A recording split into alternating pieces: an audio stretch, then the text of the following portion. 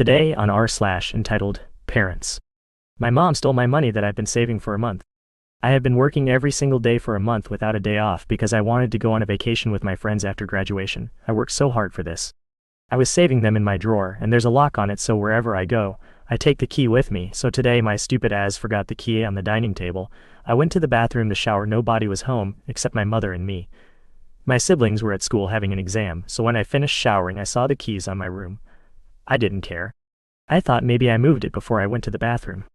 Then I prepared my desk to study. When I finished studying, I thought maybe I could go hang out with my friends, so I opened my drawer, and the money was gone, all of it, nothing left. So obviously nobody's home except me and my mom. I confronted her as calm as I could, and I said, "Did you open my drawer?" I swear I noticed her hands were shaking, and she said, "No, I didn't." "Why?" I said, "Well, my money's gone," she said. "I didn't take anything. Someone's stealing my money as well, or maybe you dropped it somewhere like you always do, you careless donkey." I said, "Well, if someone's stealing your money, why would you take mine?" She said, "You don't dare talk to me like that. I'm your mother. Close the door and get out of my sight before I pray that you'll fail the exams. What are you going to do with money? Anyway, you're still young. Money come and go."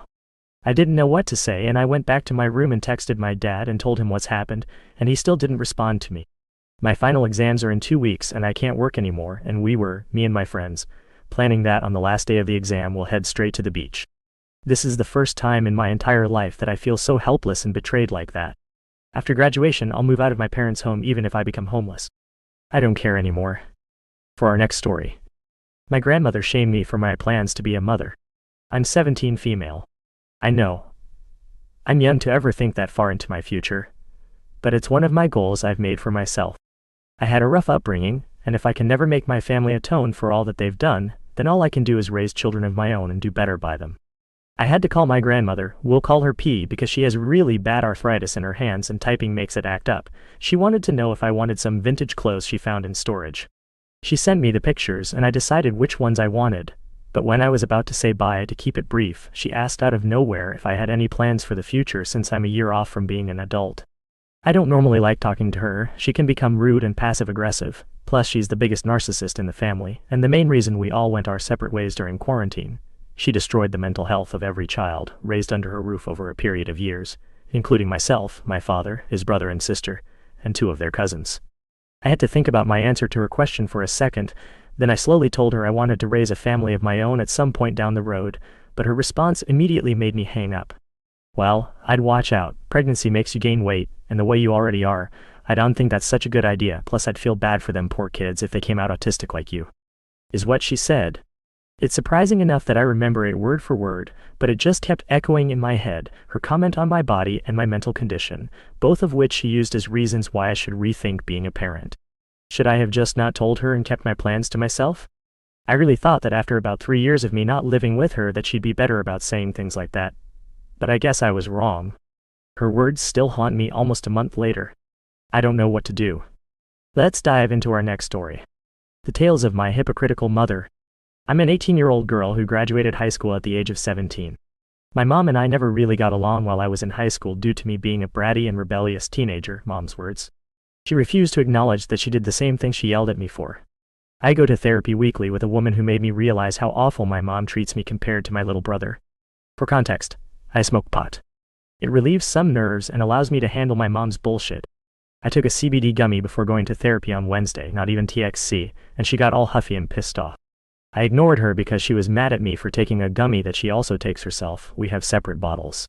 I went into my therapy session, and the first thing my therapist said was, "Your mom looks pissed," and I told her what happened at home. She asked me if there were any other instances where she would pick a fight and get mad. It got me thinking. I went to go see a movie with my friend, and it was 88 degrees outside, so I was wearing high-waisted ripped jeans and a cropped tank top that stopped right above my belly button. My mom told me, "You know, they might not let you in dressed like a whore," and a few minutes later she said, "Oh, bring your ID just in case they think you're a minor since this movie is rated R. Because they totally won't let someone who looks like a minor but also a whore into the local mall's movie theater." She told me I was disrespectful for dyeing my hair black because that was my dad's natural hair color, and I shouldn't have gotten rid of the blonde because it looked like hers. My hair is naturally light brown. She made me dye it while I was 13. My brother will pick on me and annoy me, and she'll laugh along and join in on the teasing, but as soon as I tell him to F off, she goes mama bear mode saying, "He was just playing. You're being an immature brat, or boys will be boys." That language isn't very ladylike. She yelled at me for smoking pot at night in the car that I own parked at my friend's house. We cracked the windows overnight, and we let the car air out before we hit the road the next morning. She refuses to go to the bank with me so I can take her off of my account. She keeps taking money and asking me, "Why did you get $200 from Kasha?" And she'll question everything. It's not her business how I got it, it's legal money. She'll go crazy if we mention dinosaurs. She's a Bible-thumping mad woman. She doesn't believe they exist. She'll scream, "Oh my God!" Unholy words do not belong in my house because apparently saying the word dinosaur is the worst sin you could possibly commit. When I was texting her, "I'm buying a new bike," apparently I sent the message too soon on accident, so it just said, "I'm buying a new bike," and my stepdad called to tell me my mom passed out because she thought I was purchasing non-straight for my own pleasure. I'm not joking, it was a crazier when I told her I was actually bi. I got a tattoo on the back of my neck that you can't see unless my hair is in a high ponytail or bun. She tried to rub it off with a Mr. Clean magic eraser. "I got a Shy Guy tattoo on my arm," she cried, and threw a bottle of Lysol at me. She wasn't even holding the Lysol at me. She wasn't even holding the Lysol. She went under the kitchen sink. To grab it, I was in the backyard. She once threw an ice pack at me and told me to cool TF down when I was crying over a breakup. Looking back, that one's kinda funny. I keep having to buy new self-tanner mitts every time my mom finds their hiding place because she insists they work better as oven mitts. On to the next story. Entitled, Mom Brought Her Young Daughter to Inappropriate Adult Dance Class. I'm part of a community group that hosts dance classes for adults. Our whole premise is to provide a space for adults to learn dances on a casual basis and have fun. The songs we dance to often have explicit lyrics and some of choreography can be suggestive. Recently, someone brought their young daughter to sit in at a heels class. The song was explicit and the moves were very inappropriate, and I immediately felt very uncomfortable dancing in front of this child. Not only that, but the child was causing distractions by dropping her metal water bottle, pacing around, and going up and hugging her mom during class. By the end, she was even copying the inappropriate moves we were doing. Yuck. Our group is very unofficial and laid back, and we've never had this situation come up even though we advertise as adult and over 18 of age classes. So afterward, we sent her a private message saying, "Hey, we would love for you to keep coming to class, but going forward, we're not going to allow kids." She was livid. She called us inconsiderate and accused us of discriminating against single moms. Says she can't do childcare because of her daughter's medical condition. She's not worried about her daughter hearing explicit lyrics, so it shouldn't be an issue. Okay. Good for you, but that's not the only issue. If we allow one person to bring their kid, then everybody can bring their kid and it becomes a childcare issue.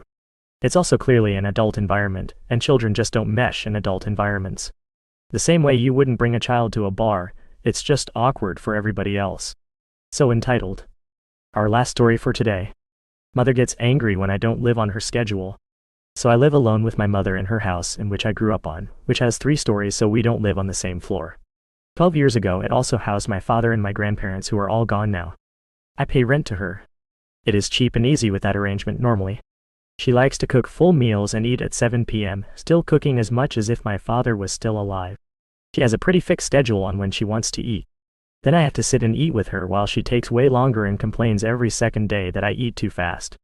I'm fine getting food for myself and cook like a single bachelor dude does, but that is not enough for her, so she basically wants me to eat full healthy meals with her. She then acts every day as if she is stressed because she has to cook for me and gets annoyed when she has other things to do but still has to cook. I try to tell her she does not need to, I can care for myself. I would also like to eat at other times, like at 2 p.m., but that is too early for her. She only gets ready for her day around 2:30 p.m. Additionally, she emotionally manipulates me now and then to help her with all kinds of things like her computer, her garden, her shopping, household repairs, etc., because I cook for you. I also help with the cooking and clean up afterwards. I do all that stuff for her, of course. I am a helpful person. Because she asks. And do it on her schedule so she doesn't get stressed. So I spend about 1 to 2 hours almost each day dancing around her. I pretty much never ask anything of her though. I can live pretty fine by myself. I get my money. I do my hobbies, I take care of my problems. But when I for once don't live according to her time slots? When I sleep in on my day off, so she can't ask me what I want for dinner in time? When I come to her too late to do stuff in her garden for her, and she doesn't have any energy left to supervise that I do it correctly? When I do the dishes too late? She gets pissed. How about you cook for once, she says in a snide tone. I tell her of course I can do a simple dish. How's some scrambled egg and a sausage today? No, not good enough. It must be a proper recipe. I do all that she asks, but then she still acts as if she does so much for me because she has to, and I don't do anything for her. For moving out, housing market here is terrible. I would be paying double my rent elsewhere. Aside from that, there is a planned renovation for my floor to fix insulation holes and expand the walls, pending for the last 2 years and now probably starting end of year. She is my only remaining family and I do love her, but this manipulation stresses me sometimes. I would worry leaving her alone in that big house as she grows older and moving far away. And those are all the stories we have for today. See you tomorrow.